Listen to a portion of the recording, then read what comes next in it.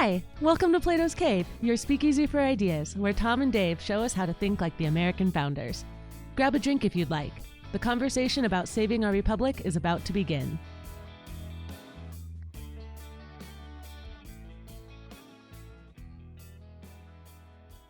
Well, Dave, we're in a little different setting here. I am traveling this week. Unfortunately, I have to attend a funeral, which is something no one ever wants to do. So we're remote. You and I are in different locations. I'm actually sitting in a hotel room right now, and as a consequence, we're recording this on Monday afternoon this week. This podcast will be published on Thursday, as they always are. But we've been tracking and commenting on March Madness, the basketball tournament, and the championship game that's going to be played tonight, and it might be a doozy. It might be, and we'll get to talking about it at some point, whether I do something on it on my own this week or we talk about it next week's podcast. I think there is some conversation, though, to have about the tournament even before this game happens, and that is going back what we've talked about the last few weeks, this idea of changing incentives, Right. and changing the way we watch the games. I've looked at this tournament so much differently than I have in the past, really, after that first conversation we had about how have things like name, image, and likeness deals changed our ability to, or a player's ability and a player's opportunities that come from this. And there might not be a more prominent story than St. Peter's, who Right. who were following this tournament. They really made a run. They made it all the way to the Sweet 16. They were 15 seed who beat some really good teams. Definitely ruined my bracket and any chance I had of winning this thing. But Yeah. you know, the interesting thing about St. Peter's was really twofold. One, there was this team that of nobody heard of. I mean, if you had asked me a month ago, where is St. Peter's College? Right. No idea. It apparently is, I think, in New Jersey somewhere.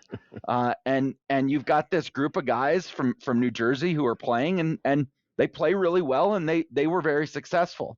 At the same time, they were one of the few teams that really got political during this tournament. And I'm curious to watch and see how is that going to affect how the name, image, and likeness deals play out of this. Are they more likely to get deals from, say, Nike? Are they less likely to get deals because they decided to get political? What I'm specifically talking about, they were one of the few teams I saw throughout the whole tournament who the entire team and all their warm-up gear was Black Lives Matter all over the front of the shirt. They were Nike shirts that said Black Lives Matter. I think Nike shirts. I should say, at least I think they were. And on the back, it said racism with a big no sign through it. The big null. No, we who took some math classes remember that's the null set. the null set. Yeah. So, you know, you have this team who was this great Cinderella story, and that's what March Madness is all about.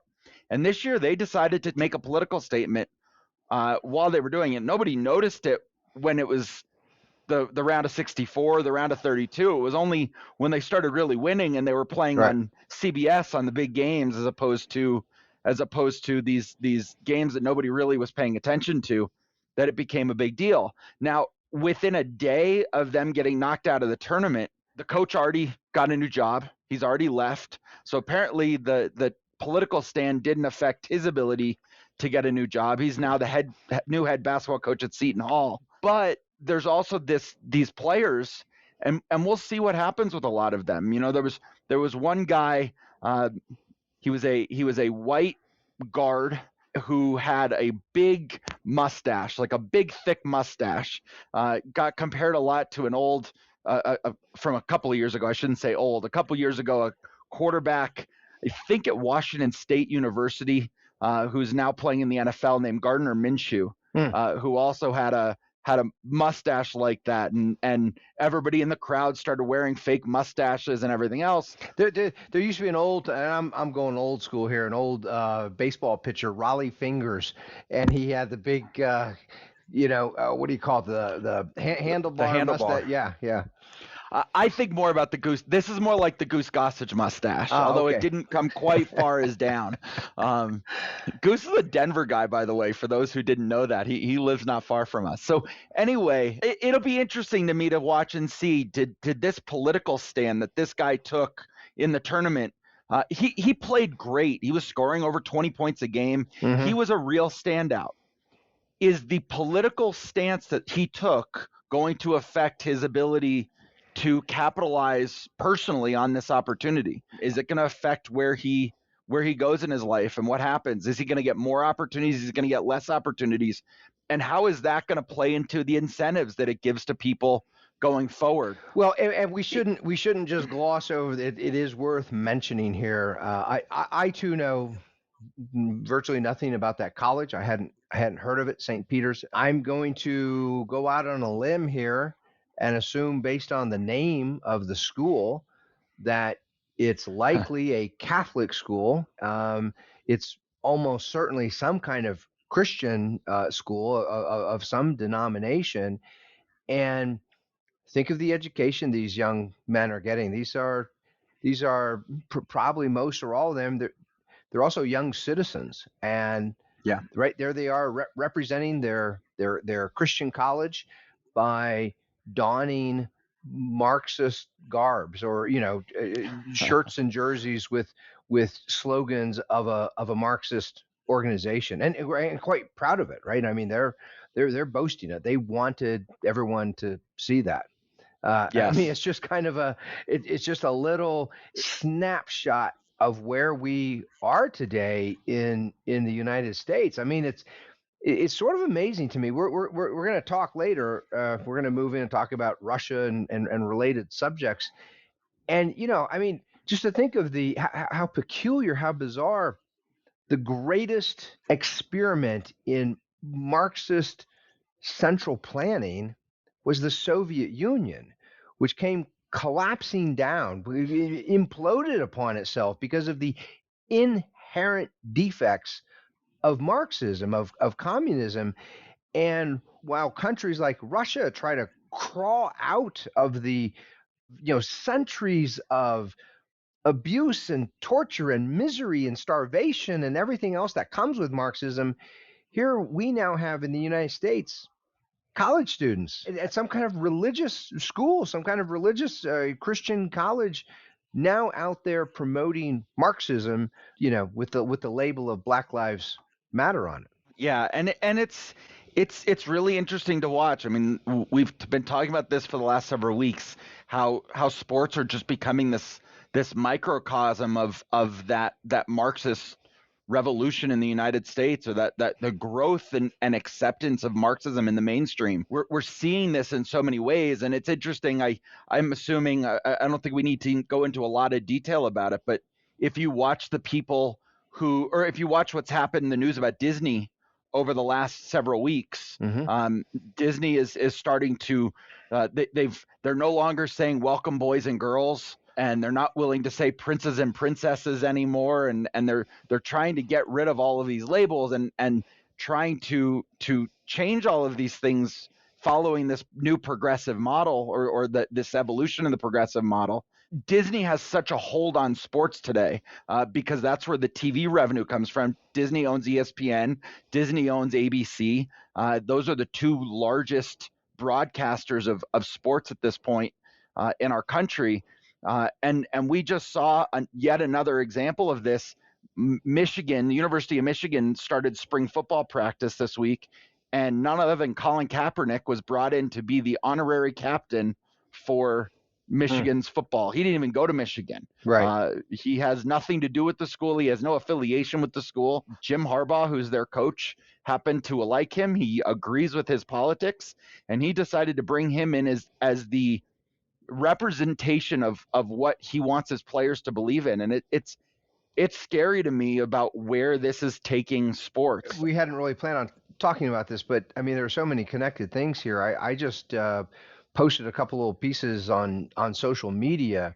You remember the comedian Jon Stewart, and Yes. he does have this background as a comedian. He was on he had a regular TV show for a number of years, And even though certainly he had a political agenda, I mean, look, we live in the age of progressivism. So, as you and I have talked about at length here, it's hard not to have a political agenda because politics is now involved in everything. Government's involved in everything.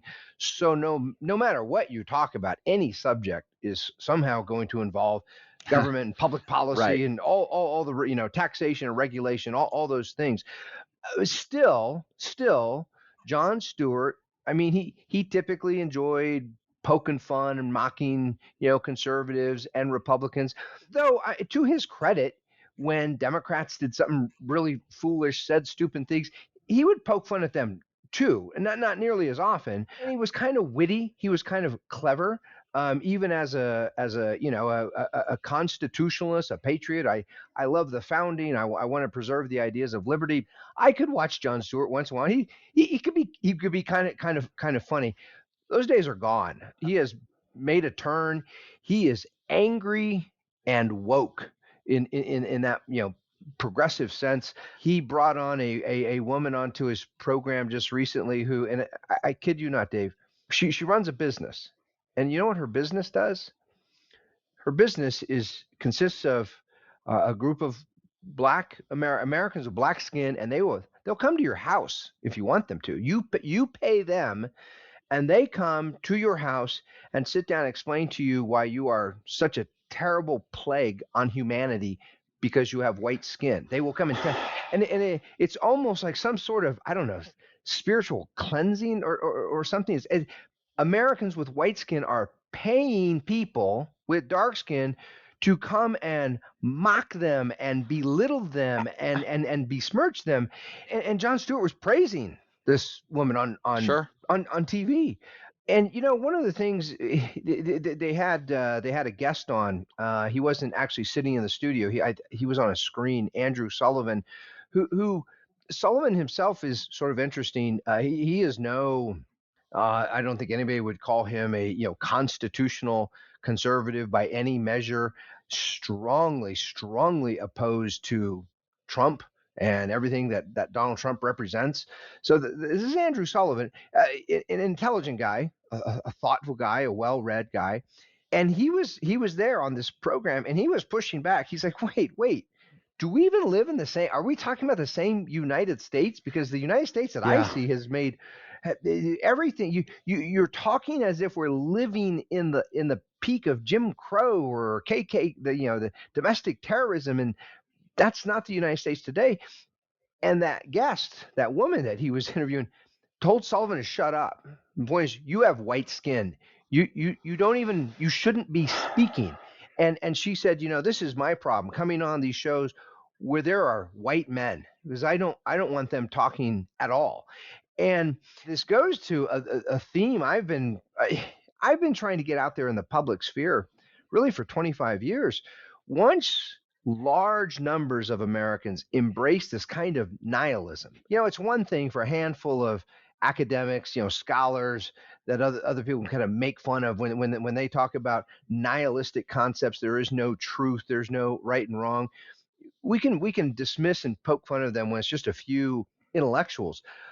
But once large numbers of citizens start to absorb this kind of moral relativism, this sheer nihilism that there is no truth, there's my truth, and I don't care what you say. The politics of nihilism tend not to be this warm, embracing, we all have different truths, so let's just get along and love each other. And right, no, that's not the way it goes.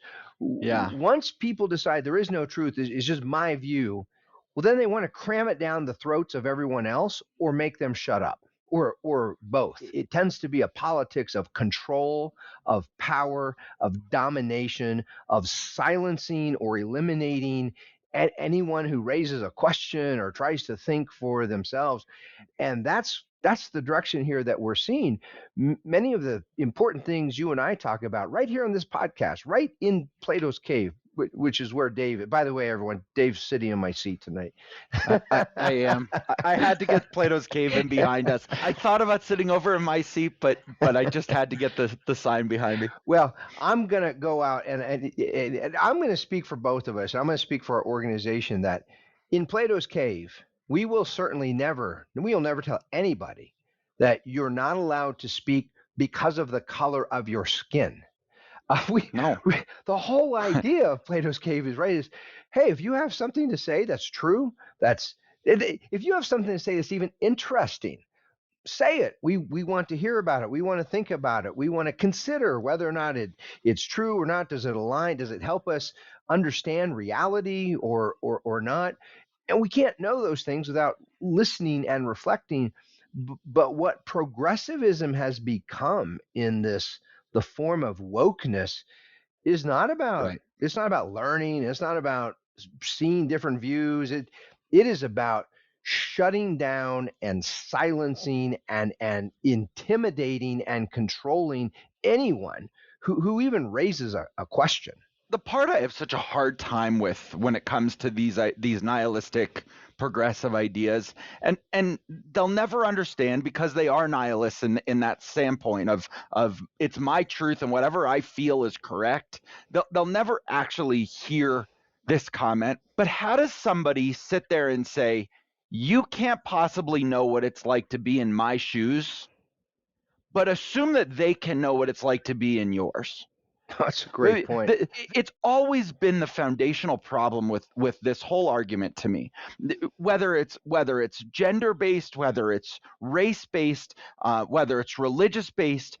It is impossible for you to sit there and say, you can't possibly know what it's like to live as me every day. Yeah.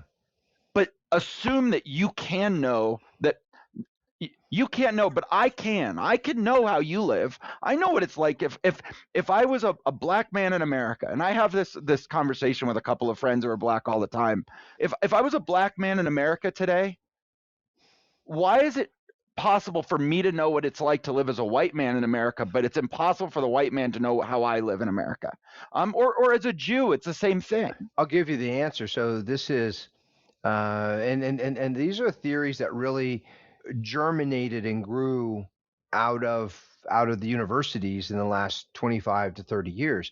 So there is tremendous emphasis. Progressive intellectuals a long time ago just abandoned the very possibility of truth. There is no objective truth out there. What there are perspectives, there are prejudices, but they're not all equal. Nobody has been more interested, more attractive to power and the concept of power than progressive intellectuals.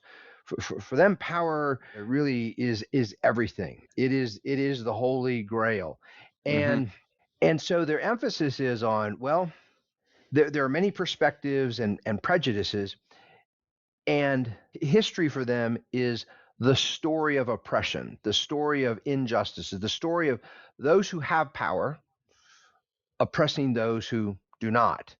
And in the case, think of at the individual level, say the case of some terrible injustice, a theft or a terrible assault, a rape, a murder.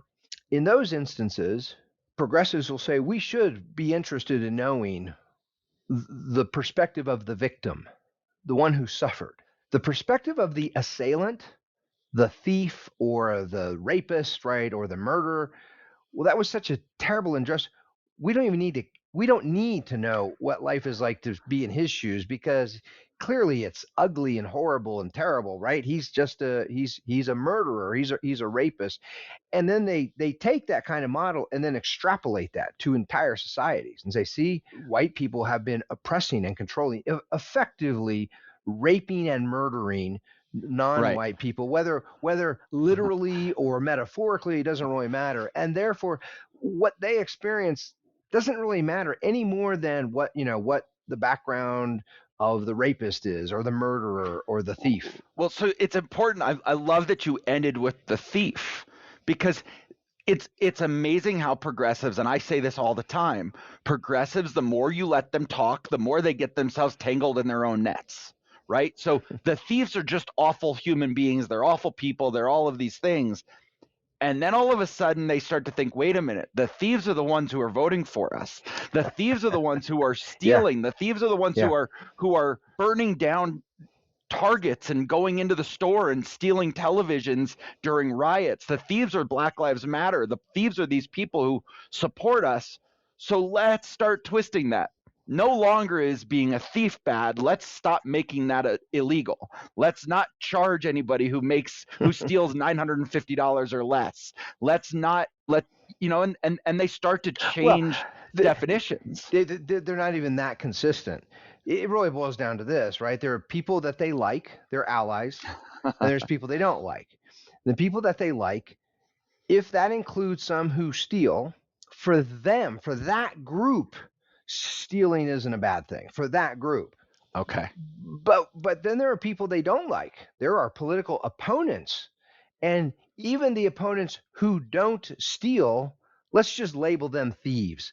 Let's call them robber barons. Right? So someone, I don't know, to take someone who is moving farther and farther away from leftism and wokeness and progressivism, and Elon Musk. Dave, he's really a thief. He's not out there creating value and say he's now. I want to be clear here, right? The Democrat voter who walks into a Walgreens in San Francisco and steals several $100s worth of goods right off the shelf and doesn't even run. He just strolls out the door because he knows nothing's going to happen to him. Right? Progressives will say, no, that's not a thief. No, that's a virtuous citizen taking what he needs for his survival. But a successful business person, well, you know how they got, like an Elon Musk, you know how they got successful, Dave? They had to have stolen from somebody. And they probably stole from people who look different than he does and have dark color skin.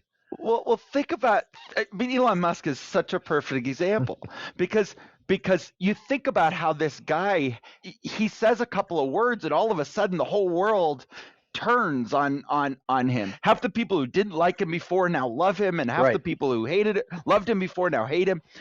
Elon Musk was this guy who, what have we been hearing from Joe Biden and the rest of the Democrats for the last month? While gas prices have gone through the roof and while inflation, go buy an electric car, right?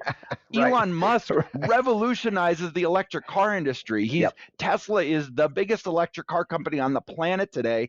He's got new plants that have opened in Germany and China, all over the world. He's got new plants opening in the United States. He is producing and distributing more electric cars than anybody else on the planet as of right now.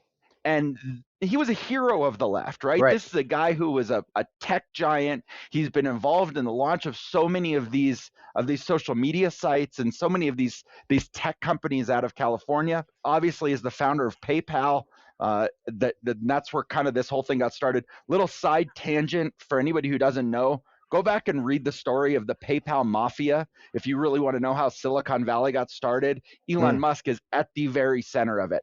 All of the things we get frustrated about today, Facebook, Twitter, YouTube, LinkedIn, they all started because of the PayPal mafia. So fascinating story with Elon Musk right at the middle of it. But Elon Musk is this guy who everybody was just, if you were a leftist progressive who was so concerned about climate change, Elon Musk was a hero. Right. And then all of a sudden, Joe Biden comes along, and let's start about a year ago. Joe Biden comes along and says, you know what? We really need to start shifting to a more green agenda. We need to start getting more electric cars out there. We're going to continue. We're going to expand our tax benefits, our tax breaks to people who are buying electric cars. But you know what? We want you buying from specific people. Elon Musk doesn't count anymore. Elon Musk isn't one of us anymore. Right. So he doesn't count anymore. So now they give tax breaks, but only if you buy from a car company that manufactures electric cars through employee unions. So if the company uses a union, then you get a tax break. If the company doesn't use unions, Elon Musk does not have unions, even though people who work for him love working for him, you don't get tax breaks anymore in a Tesla. We have to be clear on this. Very literally, that word gets overused a lot today, but here we are talking about a case of literal using federal policy, tax policy, to incentivize Americans to support unions. Right. Yep.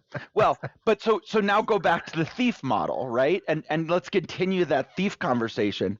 Elon Musk will agree with you. If you ask him today, what made you successful? What made you the richest man? He is the richest man on the planet today. What made you the richest man on the planet? He said government incentives. He will tell you that flat out. He said, I saw an opportunity that the government was willing to give tax breaks to electric car companies. And I said, I'm going to go start one. Yep. And he did it. And he probably wouldn't have because there wasn't necessarily a market there. Right. He saw an opportunity to take advantage of a government program and create a market and have the runway to create a market, as opposed to going out and saying, okay, what is it that people are actually demanding? Nobody at the time was demanding huge numbers of electric cars, but all of a sudden the tax breaks made it worthwhile. So it's funny that they'll say, you got this through theft. He'll say, yeah, you're kind of right. You're kind of right. I did. I got a massive. I used massive tax breaks, massive government benefits to build my wealth, and I wouldn't have had this whole Tesla thing. And the same thing with SpaceX, right? He's building SpaceX off of government grants and government loans and opportunities, because NASA needs private industry to help them explore space. You know, your comments remind me, I want to throw out just a little reminder every now and then. We recommend books and thinkers here. Actually, a former colleague of mine, Bert Folsom, who does some wonderful work. Bert is a very serious historian. A lot of people confuse him as an economist. His PhD is in history, but he has specialized for many decades. He has specialized on the history of economics. So things like the history of tax policy and the history of regulations and things like this, the history of the debt, he is very, very solid on. And one of his very first books was titled, it's a slim little volume, and I highly recommend it, titled The Myth of the Robber Barons. So as the progressive movement was really taking off in the early 1900s, this was a prominent theme among both progressive academics, but also progressives out there in the public square and the political square, was that the great titans of industry, guys like Andrew Carnegie and Rockefeller, J.P. Morgan, right, that whole class, they said they're robber barons, which is a way to say they're barons. They're kind of like royalty. They're elite, but they're robber barons. They're thieves. That the way they got rich, the way they made their money was by stealing. And so Bert, being a curious historian, is like, was that really true? Did they really steal from people? And he went back, and what he saw was that many of them became wealthy, say in the case of Rockefeller, by producing better quality products and offering them at lower prices. And millions of Americans said, this is a great value for me. I appreciate this. I want to buy this, lower price oil for, and things like that. There were a handful who actually did form crony partnerships with government. And so Bert separates these. He says, really what you see is there are two kinds of entrepreneurs. There are market entrepreneurs. That's the person who goes out in the world and looks around and says, what do people need? And then competes in a market and tries to produce better quality stuff at lower prices. So there are market entrepreneurs, and then he distinguishes them from political entrepreneurs. And those are people who succeed well within the political arena. That they don't want to go compete against other businesses. Rather, what they do is buy favors from members of the political class so that they can get, subsidies and government contracts and monopolies and regulations that favor their business and hurt their competitors and things like that. And it's fascinating, right? That progressives have this moral indignation toward the idea of theft, but they aim it in the wrong direction, right? Yep. They throw that accusation out at people who are productive, who actually create wealth in the right way by producing value for other people. And progressives say they're the thieves. And then the real thieves, who are the cronies who partner with government, and they have government do their stealing from them. Government comes and takes taxes from you and then hands it off to their to their crony business partners, right? They praise them. Those are their models of virtue. It's so interesting you say that. And you bring this back up. I don't know how many of our members remember this. That was a little bit of a tongue twister. Our members remember this. So this is podcast 97. We're coming up on 100. In one of our first 5 or 10 podcasts, what you just brought up has been a huge thing for me for a long time.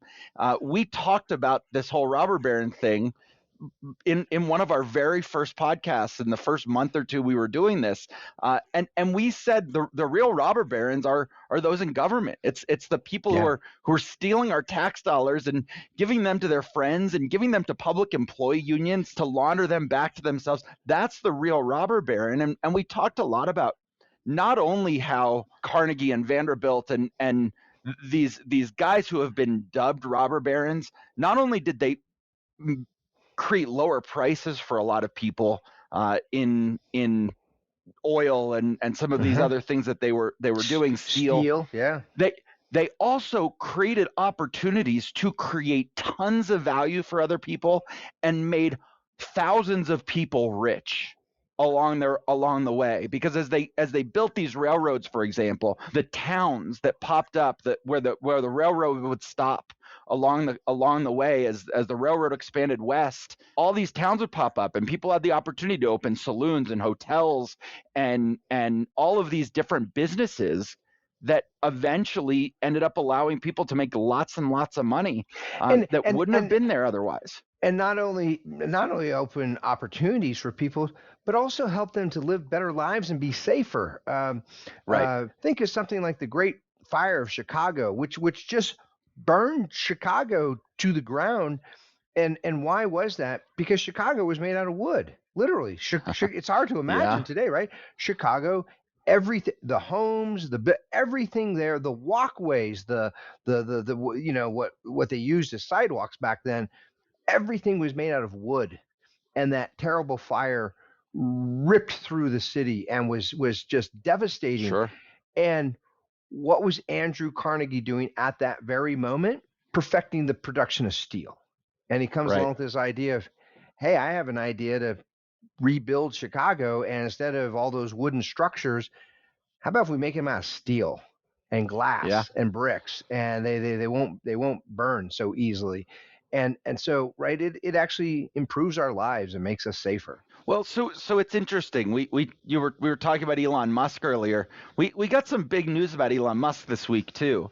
It happened a couple weeks ago, but it didn't become public until just now. Elon Musk just bought 9%, just over, I think it was 9.2% of Twitter. He's now the largest individual shareholder in Twitter. What's been interesting is since he bought that, he's been posting these poll questions to his 80 million followers on Twitter about free speech and freedom of ideas and free thinking.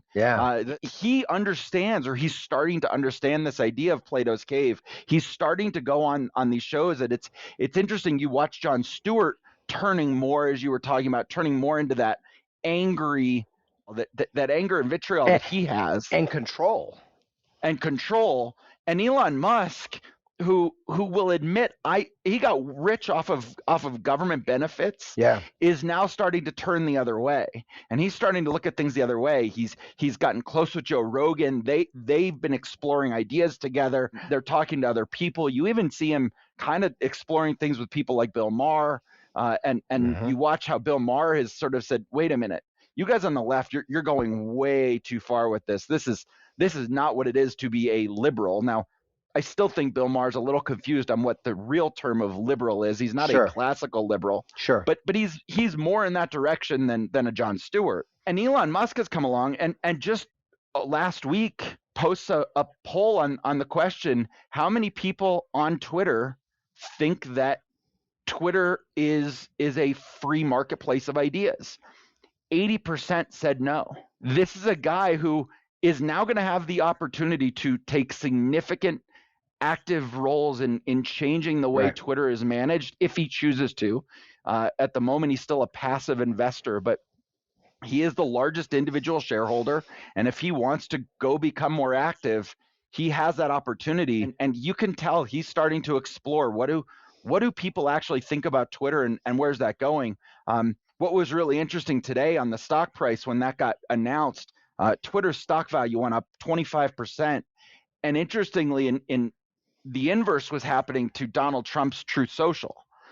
Truth Social stock price already started going down because they see Twitter as having this opportunity to do already what Trump was trying to build. Yeah. Well, Um, so Elon Musk did something big and went and bought up 9% of Twitter. We did something big here at the Vino Veritas Society. We posted a new case study, Dave. we did. Getting a little deeper into Russia. Hmm. And I think it's going to be a really interesting case study for our members. I don't know that we've offered them anything quite like this yet. Yeah. And I think it's going to be an interesting discussion. I'd love for you to talk a little bit more about Angelo Codevilla, Yeah.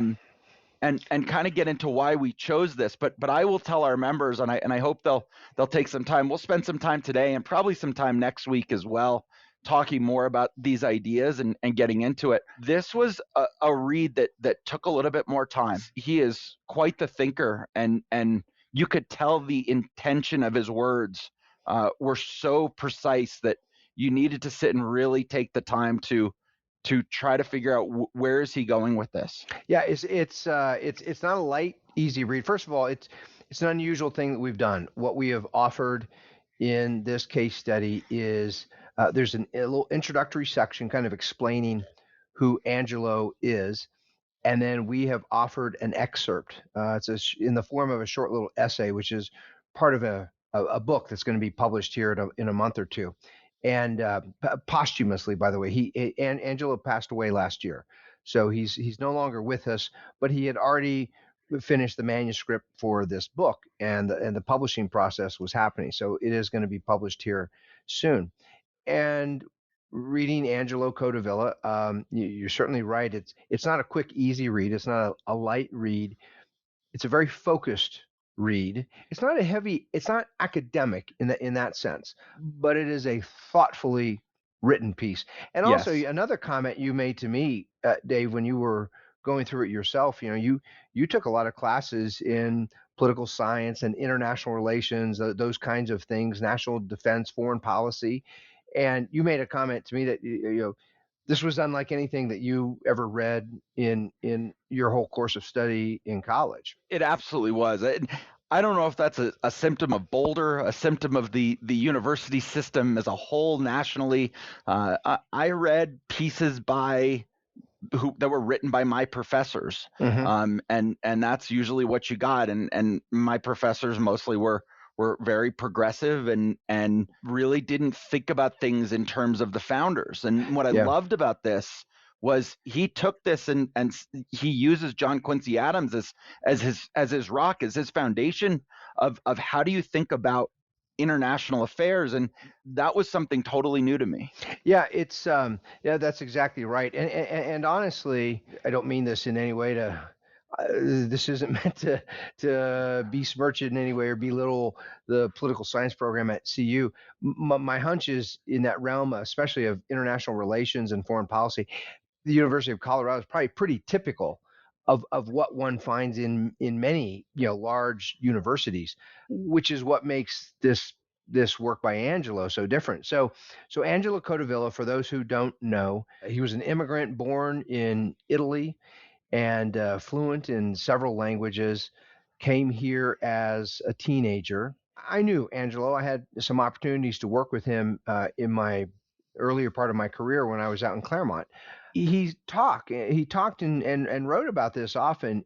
He fell in love with the United States. I mean, he fondly recalls, sailing in on the ship there at Ellis Island, and how everyone on the boat was both awestruck, um, a little scared, because he said nobody knew they didn't know what was going to happen. They didn't know exactly, and yet everyone was thrilled and excited. We've finally, we're here. We're in America. Yep. We can be free. And this was in the 1950s when he arrives in the United States, and he fell in love with this country, and especially the founding of this country. That's what he adored the most, was as he learned more about what the founding was, how this country was founded, these robust public discussions of these timeless ideas, these principles that are true, that are good. And Right. these founders said, these ideas are what this country is going to be all about, not a tribe, not family connections, or clans, or any, but these ideas that anybody coming anywhere, including a young immigrant from Italy who barely speaks English, he can get these just like any group of immigrants can. And as he is learning about his new adopted home, he's watching his he's watching fellow Americans, and he realizes there's a whole lot of Americans who they don't appreciate what they have. They don't appreciate this country. And he came to realize many of them don't really even understand it. They don't understand what they have, this incredibly beautiful thing that they have. And then he, through the course of his studies, he really started thinking about America's place in the international order. How does America, how should it think about other nations and interact with other nations? And he started realizing that there's an entire class of professionals, people with very fancy degrees and titles, and they work at places like the Pentagon. They work, for the Department of Defense, or the State Department, or the CIA. Professionals who are supposed to be thinking about other nations and how America should position itself and think about itself strategically. And Angelo came to realize they don't know how to protect America. They don't know how to keep No. America safe. And that led him to earlier thinkers. He spent a lot of time looking at sort of the foreign policy, both in practice and in theory, of George Washington. And he eventually zeroes in on John Quincy Adams, the son of John Adams. That's sort of his model of a mind who, really someone who really thinks well, thinks strategically, thinks clear. And when you boil down John Quincy Adams, at first it's so simple. If you have an inkling of reason in your head or common sense, this isn't even going to sound very interesting. But it turns out in the world of foreign policy experts, this is revolutionary stuff. John Quincy Adams said, look, the United States is a sovereign nation. It has one purpose: to protect the rights of its citizens.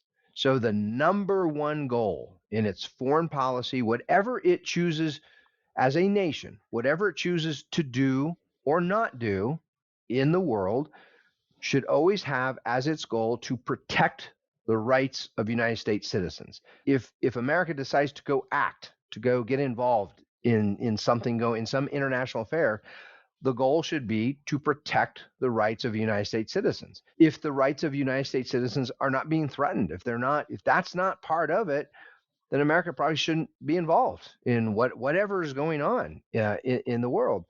And another, America has certain natural advantages that were these were huge things for Washington, for John Quincy Adams, for Angelo Codevilla. We are insulated by these two enormous oceans on both sides.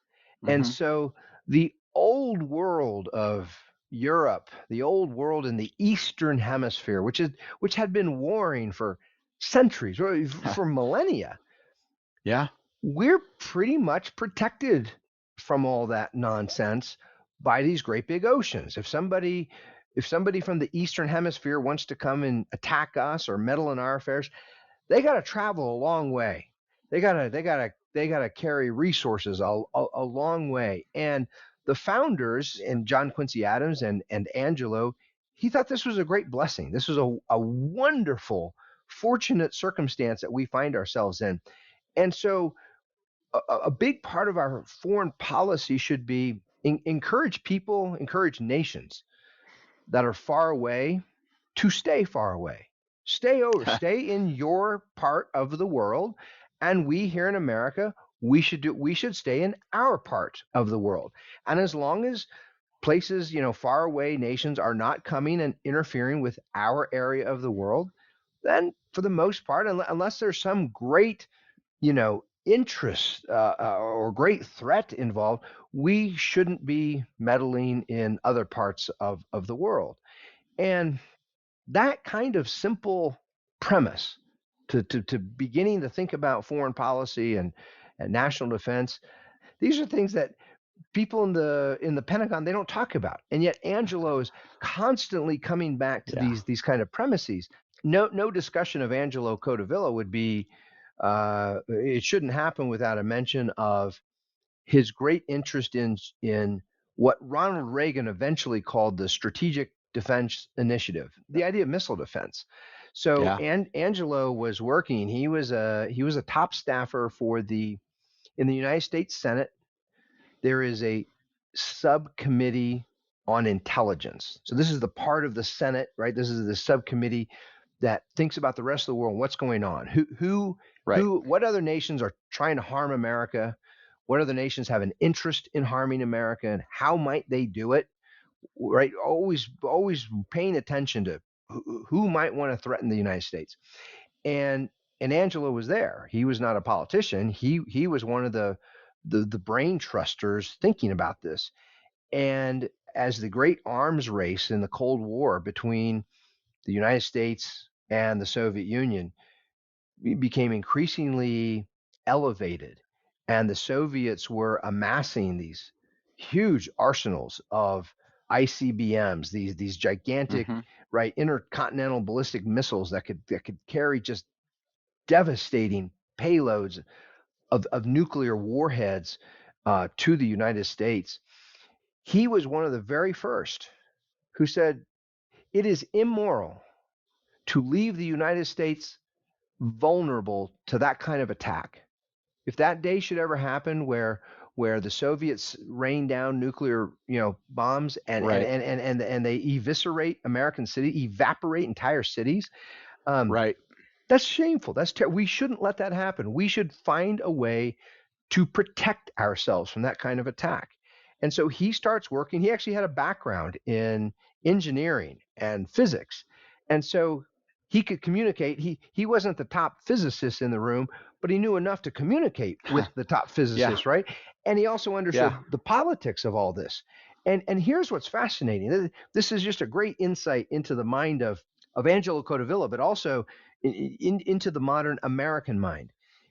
In the early 80s, as Angelo is developing this idea of missile defense systems to stop incoming ballistic missiles, he's shocked. He is genuinely shocked to learn that there are millions of Americans who don't want that, including the most learned, the people with the highest degrees in the Pentagon, in the State Department, in the intelligence community. They're saying, no, we don't want this. We are academics, and we have run our game theory experiments, and this whole notion of MAD, of mutually assured destruction, for this to work, for the theory to work, it means we have to be vulnerable to attack just like they have to be vulnerable to attack. So we should not protect our cities. And Angelo was saying, shame on you.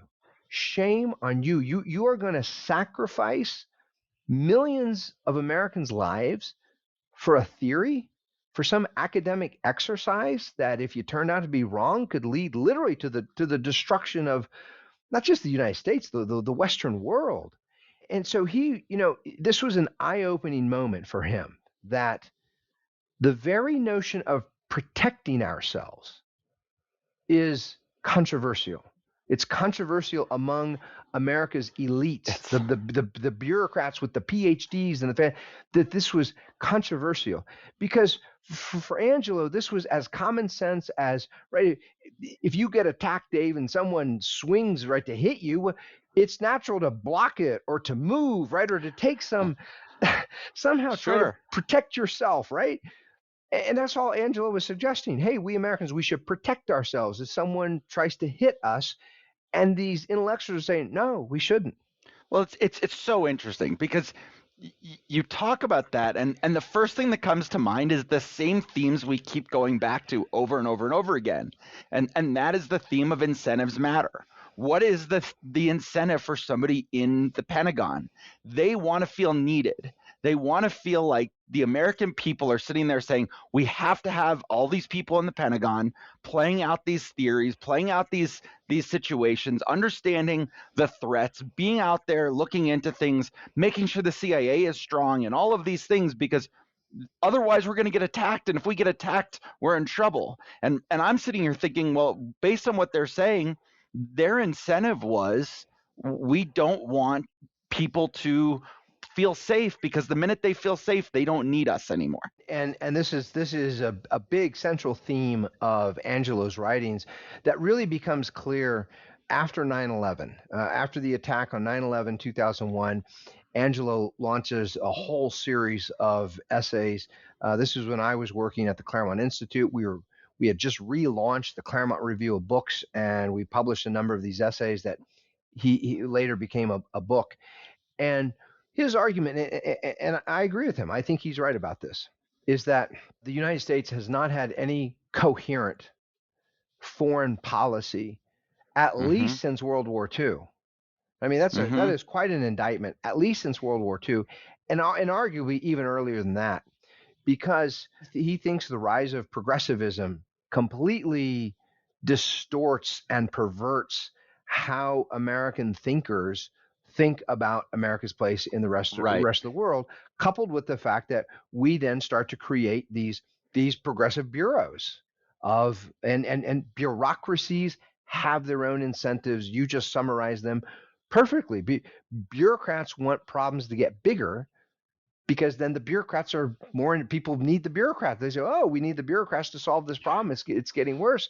And Angelo, he pointed out, I mean, endlessly, repeatedly, look at what happens after World War II as we get this huge progressive bureaucratic Defense Department and all the connected agencies and crony parties with it.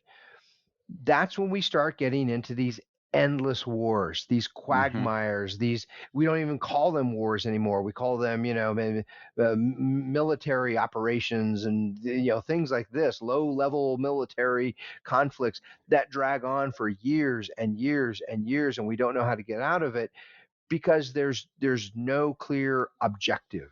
The revolutionaries, if you go all the way back to the American Revolution, the revolutionaries had a clear objective. Get the British to leave. That was their objective. Once the British go home, the revolutionaries have the independence that they want. Lincoln in the Civil War had a very clear goal: complete surrender of the Confederate Army. Once the Confederates say we're done, we give up, we're here, then he achieves his goal. In World War I, World War II, in both cases, right? It's complete surrender of the German allies, Germany and its allies. After that, it becomes very unclear what the goal of these military engagements are. And Angelo's part is that he says that's a feature of modern progressive foreign policy. There is no strategic goal. The one thing and we mentioned this in the a little introduction of the case study, he kind of collapses together. You have these big schools, at least in the academic world, you have these different schools of thought regarding international relations. There are the liberal or the progressive internationalists who want to build up international things like the UN and then basically have a global administrative state, right?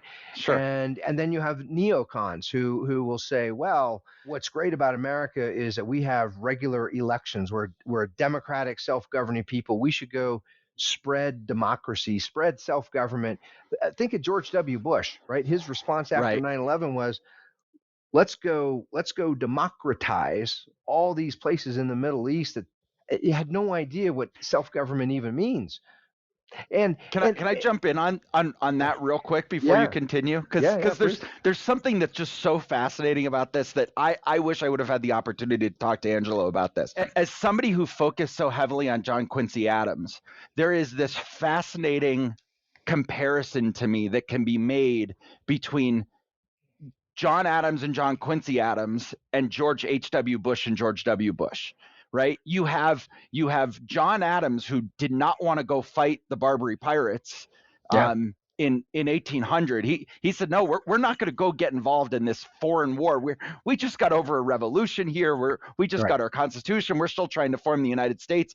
And he gets in this nasty election with Thomas Jefferson in 1800, Yeah, with that as one of the central conversation points about should we go and start fighting this foreign war. Jefferson wins and enters us into our first foreign engagement on foreign soil in 1801, 1802, yep, with the Barbary pirates. And then you have John Quincy Adams coming along and learning a lot from probably what his father went through and what Jefferson did, and watching that whole process and developing his own foreign policy theory. And then you have George H.W. Bush getting us involved in, first of all, being involved with Reagan when Angelo Codevilla was right. there, as vice president, and then as president, starting this war in the Middle East, the first war in Afghanistan and Iraq and that part of the world. And then 9/11 happens and George W. Bush comes along. There's got to be so much similarity, and it would have Yeah. been such a fascinating conversation. So when you start talking about George W. Bush, that it's just it would have been fascinating to know how those two learned from their fathers and what the parallels were. There's a great doctoral dissertation in there somewhere. I guarantee it.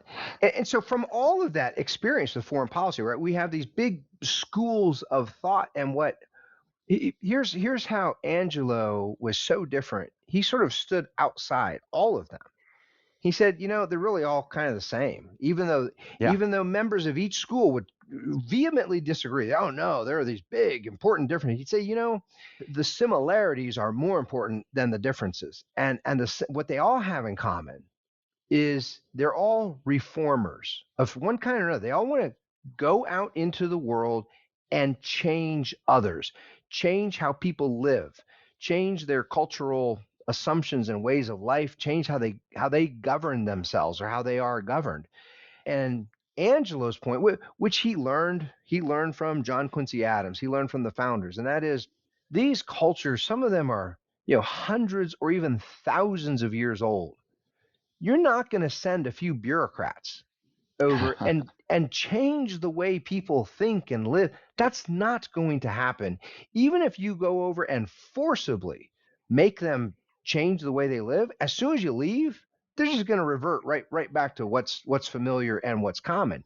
And so the common sense of the founders was, don't go trying to change the rest of the world. It's a losing proposition. You're not, just understand what other nations are, what other people, what other cultures, what they are, what their interests are, and make sure that they know, don't ever mess with the United States. You go do what you want to do. But the moment you start thinking about hurting Americans, you got a problem on your hand, and you don't want a problem with us. The other piece of that older foreign policy was never fight a war on American soil, if at all possible. If it comes down to a fight, if we have to fight, let's take the fight to them. Let's go fight on their soil and let their houses be blown up, right? And let their civilians be the casualty. Don't let it be here. And that sends a strong message to the rest of the world. Don't mess with the United States. And what he shows, and it comes through in this case study, and I really do hope people take a few minutes to read it carefully, think about it, talk about it, especially our chapter members who have chapters. It's a great conversation piece. Think about how much the United States has gotten involved in other parts of the world, including Russia, as well as other nations. We interfere with their elections. We interfere with them through. We do our own version of cyber attacks. We sometimes will put sanctions on other nations. It's sometimes the very same nations that we also subsidize in other ways. We try to punish them in some ways and subsidize in other ways. Russia. And Angela's question is, to what end? What's the purpose of all this? He always liked to emphasize the idea of strategy, and the very concept of strategy is the connection between means and ends. And we cannot think strategically unless we first define the end, define the goal. Once we define the goal very clearly, then we can have debates about what means are most likely to achieve the goal. But we can't figure out the right means if we don't actually know what the goal is. We saw this, in spades with the George W. Bush administrations after 9/11. He wanted to go send troops, but there was never a clearly defined goal. What is the goal of sending Americans to die? Is it to bring a few individuals to justice? Is that what the goal is? Is it to democratize the Middle East? Is it to punish the regimes? We know some of them. We know Saudi Arabia, the government of Saudi Arabia had their hands all over the operation that led to 9/11. Is it to go punish that government? What exactly is the goal? We never got a clear definition. And so it's very feckless and unprincipled, a better word, it's unstrategic, our foreign policy, and it's been that way for decades.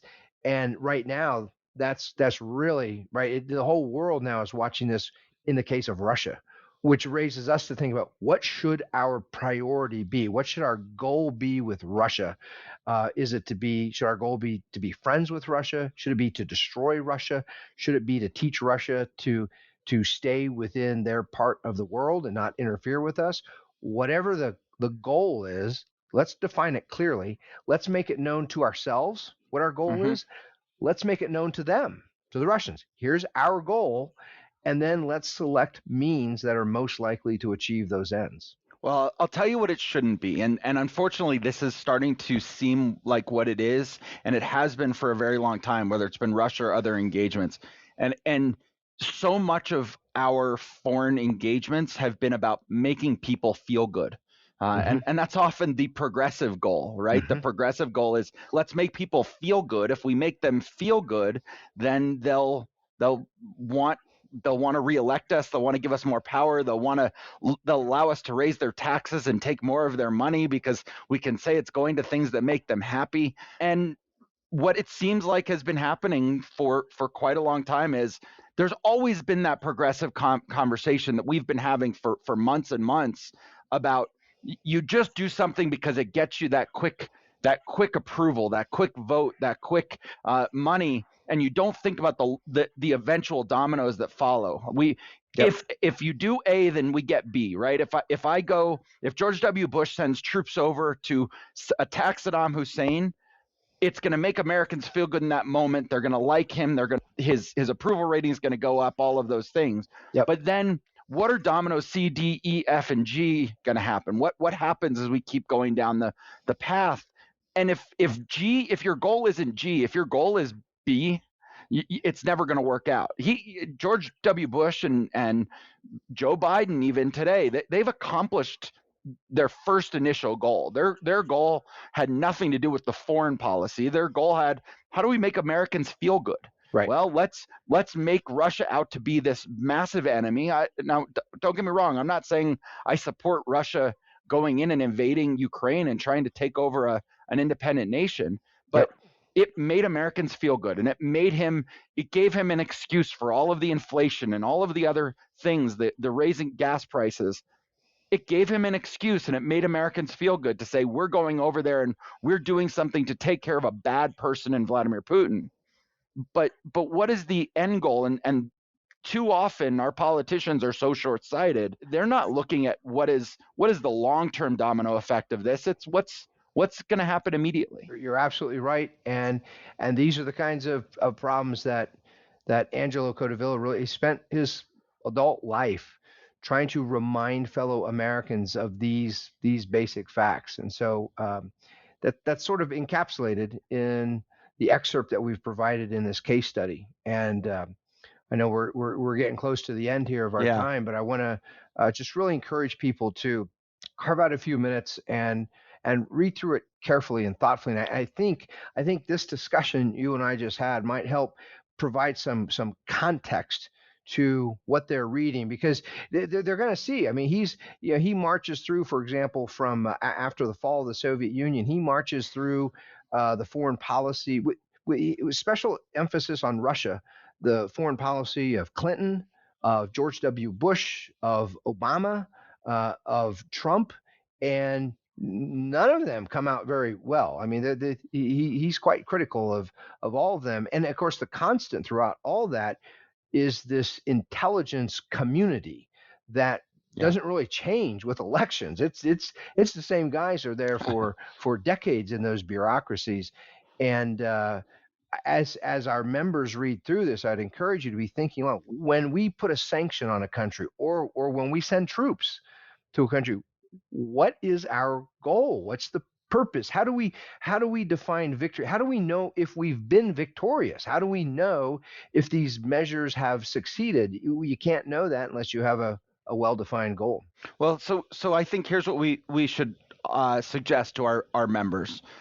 Use what we've talked about today as a setup. Mhm. Go back, take some time this week to read it, go through it, and next Thursday we'll come back, and hopefully they will have had time to go through everything and have some of their own thoughts, and we'll dig in specifically into Russia, Ukraine from Angelo Codavilla's perspective next week, after they've had a chance to go through it on their own. It's a great idea. And hopefully today's conversation kind of set the tone for what they should be thinking about as they go through this case study. And I want to make clear, these are not separate areas or ways of thinking. What we're all about is protecting the American idea, which in turn, if we protect the American idea, we protect the rights of our fellow citizens. And that means protecting rights not only from domestic threats, but also from foreign threats. The world is a dangerous place, and that means we as citizens should be able to think about what do we make of the rest of the world, and what should America be doing out in the world, if anything. Should America be out in the world at all? And if it is, what should it be doing? And that's why we need to think about foreign policy and international relations as well. Absolutely. Well, that will be how we continue to guard the American idea and continue to do what we do every week in the Vino Veritas Society. All right. Till next time, Dave.